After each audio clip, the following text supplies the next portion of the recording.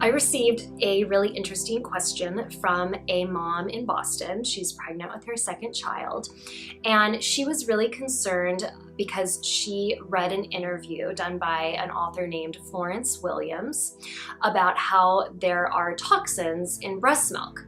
And this mom understandably was concerned. Florence Williams, she wrote a book, I believe in 2005, called Breasts. And one of the chapters was fully focused on how there are toxins in breast milk. So this mom was totally freaked out. And I started thinking, oh my God, I wonder, and going back, this mom was freaked out and saying she was freaked out enough to potentially make the choice to not breastfeed her second child. And so I realized there might be other moms that are making that same choice because they're hearing about toxins in breast milk.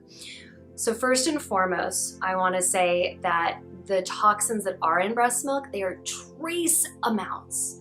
There's itty bitty amounts of toxins in breast milk, and city dwellers are exposed to far more toxins just in their home.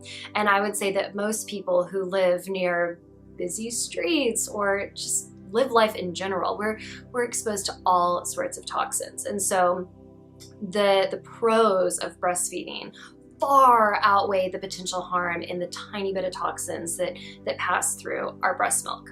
And when you look at studies about what's in formula, there's been different studies that have found things like arsenic in different brands of formula, and varying amounts. I'm not trying to say that the formula is awful either, but please know that any toxins that are passed through to your baby through breast milk, they're minuscule. But it is really important to think about the toxins that our children are exposed to and the toxins that we're exposed to, especially when we're pregnant, because that gets passed on to our baby, right? So a few things that you can do to eliminate toxins from your home would be to have a shoes off policy, because when we're walking out there in the world, our shoes are going through all sorts of crap. And so when you think about bringing all of that stuff into the house, especially if you have a baby that's crawling around, babies are really exposed to all of that gunk. So a shoes off policy. This might not make you very popular with guests, but who cares? Make them take their shoes off.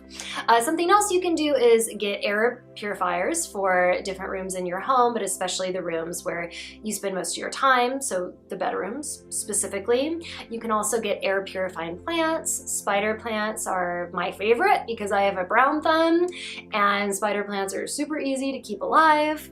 And smoking. If you have a smoker in the family, it's really important that they don't smoke inside the home, but even if they smoke outside, it's really best for them to change their clothes before they come back inside, because if a baby is being held by somebody who has like cigarette smoke on their shirt, that could potentially be really detrimental, and that is exposing them to a lot of toxins. And the last thing, for you to eat organic as much as possible. I know that that is not feasible for everybody, but as much as you can, eating organic limits the amount of toxins that you're getting through your food, and thus limits the amount of toxins being passed through the breast milk to baby. So shoes off policy, no smoking inside, changing your clothes before you come back in, air purifying plants, air purifiers, and eating organic whenever possible will greatly reduce the amount of toxins that your baby is exposed to. So if you have any questions about this or any other questions about pregnancy, childbirth, or early motherhood, go ahead and email me at the email address below. And if you're comfortable with it, I will answer your question on this video series.